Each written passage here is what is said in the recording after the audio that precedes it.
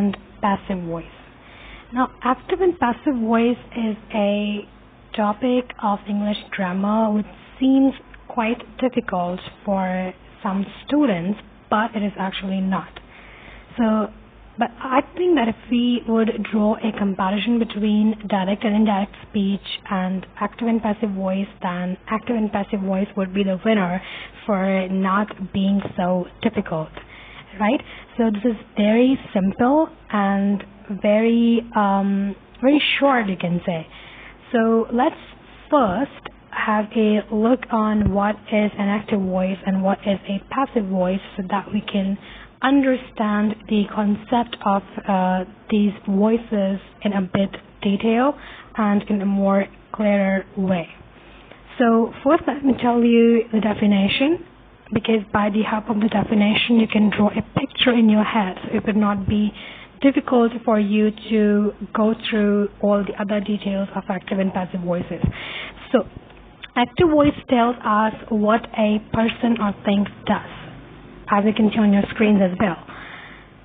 The subject performs the action on the object. Got it? It means that in active voice, our main focus is the person, the subject who is performing some action. As you can see the formula of an active voice, and that is subject plus verb plus object, and this is the formula of a basic sentence, right? I am doing my work. This is a basic sentence, and if you look for the formula of this sentence, it would be this one: subject plus verb and plus object. Got it? So in an active voice, we focus more on subject. We focus more on the person that is performing some action. Got it? So this is the basic form of sentences. Now let's move towards the passive voice. Passive voice tells us what is done to someone or something. The subject is being acted upon. As I told you just now, that in an active voice our main focus is the subject, the person who is doing some action, but in passive voice, our main focus is not the subject, our main focus is the action that is being performed by someone. Got it? And you can also see this by the formula here below the definition. And the formula of passive voice is object plus verb plus subject. Got it? So these are the definitions of active voice and a passive voice. I hope that now it is clear to you. The definitions are clear to you. So let's just rush towards the rules of active and passive voice. Now there are no such difficult rules in active and passive voices. These are quite easy. But first, let me tell you the main or major rule, you can say, in an active and passive voice, and that is the change of tense, as we did in direct and indirect speech as well. So whenever you have to deal with direct and indirect speech or active and passive voice, the major thing that you have to do is the change in the tense. That is the major and the main rule. So let's look for that. So first, we are going to discuss present tense. So let me zoom it because I cannot see it from far. Okay. First, we have present tense, and the first form of present tense is obviously the indefinite. So indefinite, present indefinite. Present indefinite helping verb is do and does. And by the way, it is nothing new for you that we do not use any helping verb in the positive of present indefinite tense. Rather, we use do and does in negative and in interrogatives. Same goes with the past indefinite as well. Got it? But here, right now, our focus is the present indefinite tense. So the helping verb of present indefinite tense is do and does. That will change into is, am, are. And if you focus on something, then is MR is helping verb of present continuous, which is the next tense. Present continuous comes after the present indefinite, comes right after the present indefinite tense. It's the next tense, right? So you will use is MR in a passive voice when there is do and does, means present indefinite in an active voice. Got it? That's how you would deal with it. Second we have is present continuous tense. Present continuous tense, and the helping verb of present continuous tense is am and are. And look what? We are not going to change helping verb. We are not going to change anything, but we have to add one thing with it. So keep in mind that every continuous tense, every continuous tense in an active and passive voice, we do not need to change the tense, but we need to add one thing with it in the passive voice, and that is being. So helping verb will remain the same, but you have to add being with it while making the passive voice. Present continuous helping verb is am and are, right? And it will change into is am and are. It will not change into anything, it will remain the same, but you will add being with is am and are. Got it? Okay, now let's see the next tense, which is present perfect tense. And as you all know that the helping verb of present continuous, present perfect tense is have and has, and we will change this helping verb into have been and has been. Have been and have been. And you should have observed it yourself by now that have been and has been is already a helping verb of present perfect continuous. This is the reason we do not make any passive voice of present perfect continuous tense. Got it? So passive voice of present perfect continuous, being more specific, being more clear, passive voice of perfect continuous tenses are not possible. Got it? So that's why it's written that there is no passive form is possible for present perfect continuous tense. Got it? Okay. So now let's move towards the second tense, which is past tense. So first discuss past indefinite tense, and the helping verb of past indefinite tense is did. And let me repeat that again, that we do not use any kind of helping verb in past indefinite positive, but we use a second form in past indefinite positive. And when we make negatives and interrogatives past indefinite tense, then we have to use a helping verb, which is did. And this time we will use first form of verb, not second form. Got it? Because did is already a second form of do. Okay. So did, which is the helping verb of past indefinite tense, will change into was and were. And was and were are helping verbs of past continuous tense, which is the next tense. The very next tense of past indefinite tense. Okay, so did will change into was and were. Past continuous. Helping verb are was and were. These are the helping verbs of past continuous tense. And as I told you just now, that in every continuous tense, we do not need to change the helping verb, but we need to add being with it in the passive voice. So was and were remains the same in the passive voice, and we add being with it. So it will be was being and were being. Now let's move toward the third tense, which is past perfect tense, and the helping verb of past perfect tense is had, which changes into had been. And had been is already a helping verb of past perfect continuous tense. Got it? Past perfect continuous tense passive voice is not possible. So we do not make any passive voice of perfect continuous tense, as I told you in the beginning of this lecture.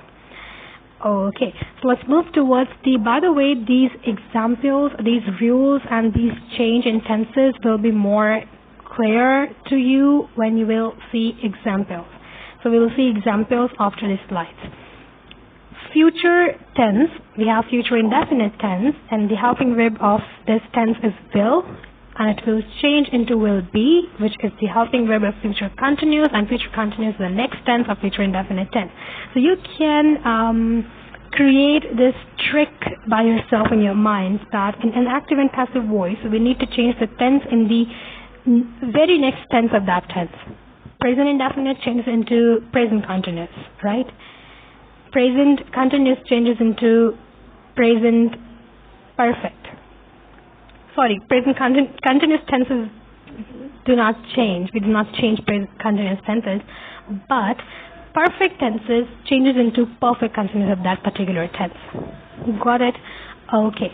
So let's come to the point. Future continuous means will be changes into, okay, by the way, it does not change into anything. Okay, there are 4 tenses in which the passive voice is not possible to make. Present perfect continuous, past perfect continuous, future continuous, and future perfect continuous. So keep this in mind that the passive voice of these 4 tenses are not possible to make. Got it? So let's skip the future continuous tense as well, and let's move towards the future perfect tense. And as we all know that helping verb of future perfect tenses will have, and we are going to change this into will have been, which is already a helping verb of future perfect continuous tense. How cool is that? Right? And how easy is that? Isn't it? Okay. So again, future perfect continuous is helping the passive voice is not possible to make, so we are going to skip it too. That's easy. That's not very hard. Okay. So these are the tenses, these are the helping verbs that we need to change while converting sentences from an active voice to a passive voice. Got it? So now let's move towards another rule, the second rule, which is the change in the pronoun, as we did in direct and indirect tense as well, but this time in an active and passive voice we need to change pronouns a bit differently, and this is how you would change the pronoun. If you have I, you will, in an active voice, you will change this into by me. Okay, why are we using by with me?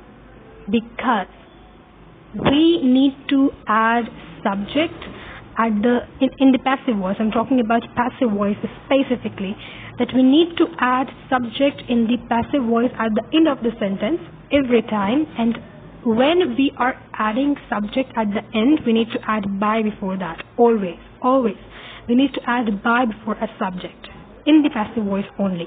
Got it? So that's why I added by with every pronoun here, because it is a must.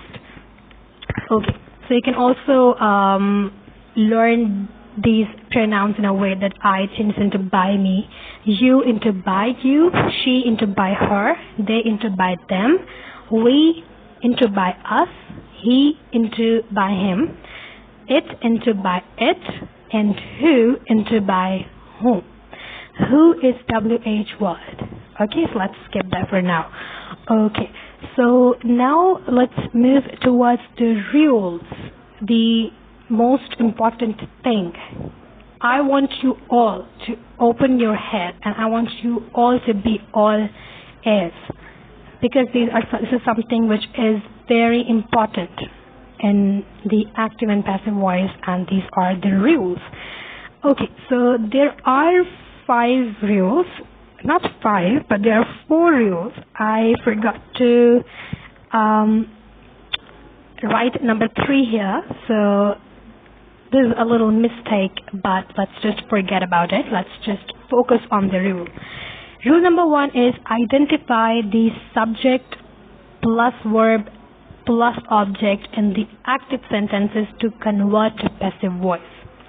It means that we have to identify the subject, verb, and object very clearly and in a very right manner, because obviously we need to change it into the passive voice. We need to add subject into the passive voice, and we need to change the position of verb as well, position of object as well. So it is very important to first identify in an active voice where is the subject, where is an object, and where is the verb. Got it? Now let's come towards rule number 2, which is interchange the object and subject with each other. That is, object of the active sentence become the subject of the passive sentence. This is what I was trying to tell you before, that we need to change the position of subject and object. So the object of active sentence becomes the subject of passive sentence. Why? Why we are doing it? Because I told you at the beginning of this lecture that in an active voice our main focus is the subject, and in the passive voice our main focus is an object, is the action that is being performed, right? So that's why we always always add an object at the very beginning in the passive voice, and we add a subject, we write a subject in the beginning of an active voice. Got it? So this is how we would change the position. By the way, these rules would be more clear to you when we will see examples. So let's wait for that. Okay? Meanwhile, you can learn these rules, or you can read these rules by yourself. Rule number 3. It should have been 3, but it's 4, so let's just ignore it. Rule number 3 is change the base verb in the active sentence into the past participle, that is third form verb in a passive sentence. This rule is this rule should be very important for you, right? Because this will make your example either wrong or right. In an active and passive voice, in the active and passive voice, we should always use the third form in the passive voice. Okay, I forgot to mention it earlier, but in passive voice we always use the third form, regardless of the tense, regardless of whether you are dealing with the present continuous, past continuous, perfect continuous, or present perfect, past perfect, or indefinite. We should always use the third form, always, right? And third form of verb is also known as past participle. Got it? Okay. The word by is used before subjects in sentences in passive voice. This is already I mentioned. So this is not something new for you, that every time we need to add subject, every time we add subject in the passive voice, we need to add by before that. Do not even forget that. Okay. Rule number 4 is, while conversion of active voice sentences to passive voice sentence, the pronoun used in the sentence also changes in the following manner. And what is that manner? This is that manner. That manner. Okay. Right? So every time you are converting sentences from active to passive, you need to change pronoun as well. And how will you change the pronoun? I just told you in the previous slides, right? So you can go back to read that. All right. So these are the 4 rules that you must know. You must have in your mind while you are making sentences of active and passive voice. Got it? So now it's time to move towards the example, and we will be doing it by tense to tense, so that it would not be very difficult for you to, keep everything in your mind in an order. So let's first look on present tense. First we have present indefinite tense, and as I told you that we are going to change present indefinite into present continuous. So do and does will change into is, am, are. Okay. He writes an essay. He writes an essay. You are not seeing any helping verb here, which means that this is present indefinite tense, since you are not seeing any you're seeing first form. So there is no such tense in English grammar where there is not any helping verb and where we use first form. There is only one tense, and that is present indefinite tense. It is easy for you to identify the present indefinite tense, right? So active voice is he writes an essay of present indefinite tense, and the passive voice of this sentence would be an essay is written by him. As I told you in the beginning of this lecture, that in the passive voice we need to add an object at the beginning of the sentence. So, what is the object here? In this example, he writes an essay. What is the object? Essay is an object, right? So we would write it in the beginning of the passive voice. An essay is, because we need to change present indefinite into present continuous, and the helping verb of present continuous are is, am, and are. Got it? And by the way, we need to add helping verb according to the object in the passive voice. Got it? An essay, we are using is with it because it's singular. An essay is written. Written is the past participle of write. Is the third form of write. And as I told you just now that in the active and passive voice, in the passive voice we should always use third form of verb regardless of the tense, right? So an essay is written by him. We need to change pronoun as well. So he will become him, because now you're using the pronoun as an object here. So it will change, he will change into him, and this is something I told you just now, that every time you add subject as an object in the passive voice, you need to add by before that, right? Do not even forget that. So an essay is written by him. He writes an essay is written by him. So I just explained all these rules, all those 4 rules in this example. Now it will be easy for you to understand the rest of the examples. Second you have is present continuous tense.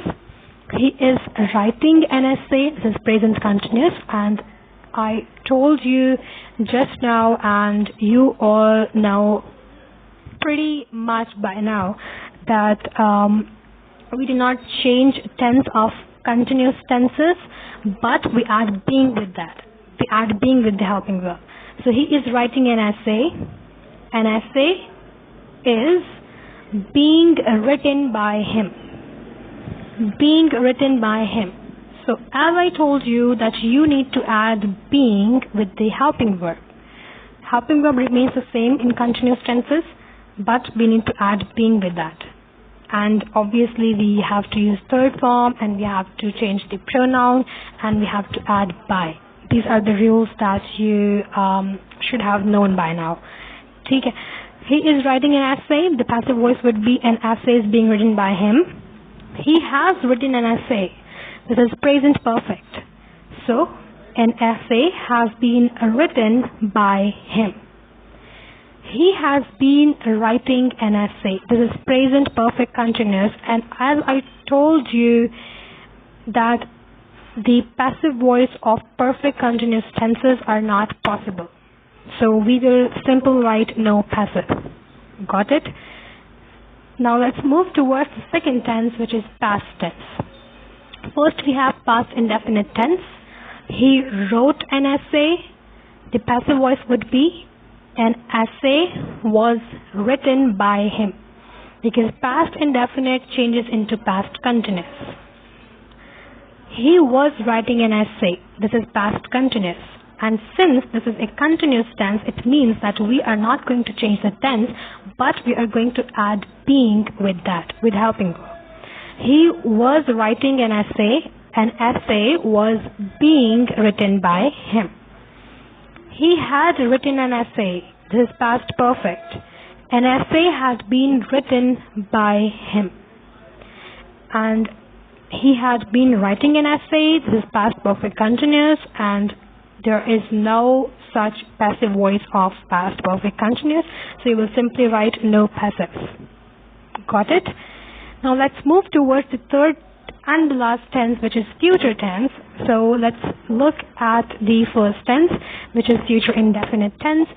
Active voice is he will write an essay, and it will be an essay will be written by him, because you need to change future indefinite tense into future continuous tense, and will be is the helping verb of future continuous tense, and we add third form always in the passive voice.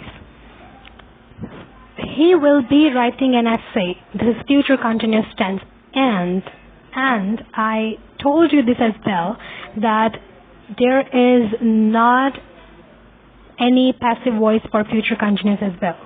Got it? So you will simply write no passive. He will have written an essay. This is future perfect, and it will be an essay will have been written by him.